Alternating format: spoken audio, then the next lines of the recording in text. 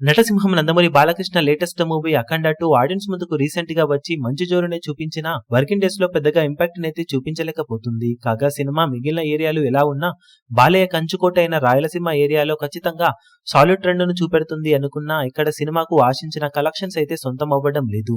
Almost value business 20 కోట్ల range దాకా ఉండగా ముందు అనుకున్న టైం కి రిలీజ్ అయి ఉంటే హైట్స్ లాంటివి సొంతమయ్యి సాలిడ్ గానే రికవరీని దక్కించుకునేది. కానీ వారం పోస్ట్ పోన్ అవ్వడంతో ఓపెనింగ్స్ ఓకే అనిపించే రేంజ్ లో సొంతం చేసుకుని వీకెండ్ వరకు పర్వాలేదనిపించిన తర్వాత వర్కింగ్ డేస్ కు వచ్చేసరికి స్లో డౌన్ అవుతూ ఇప్పుడు 5వ రోజు సాధించిన కలెక్షన్లతో 10 కోట్ల షేర్ మార్కునైతే దాటేసింది. కానీ సినిమా సాధించిన వాల్యూ బిజినెస్ ఇక్కడ 20 కోట్ల రేంజ్ లో ఉండటంతో అందులో సగం వరకు మాత్రమే రికవరీని సొంతం చేసుకోగలిగింది ఈ సినిమా. బాలయ్య వీక్ అనిపించుకునే నైజాం ఏరియాలో మాత్రం బెటర్ ట్రెండ్ ను చూపెడుతూ స్ట్రాంగ్ రికవరీని దక్కించుకున్న ఈ సినిమా బాలయ్యకు కంచుకోటగా భావించే రాయలసీమ ఏరియాలో 50% రికవరీనే అతి కష్టం మీద ఇప్పటి వరకు దక్కించుకోవడం అందరినీ ఆశ్చర్యపరుస్తుందని చెప్పాలి.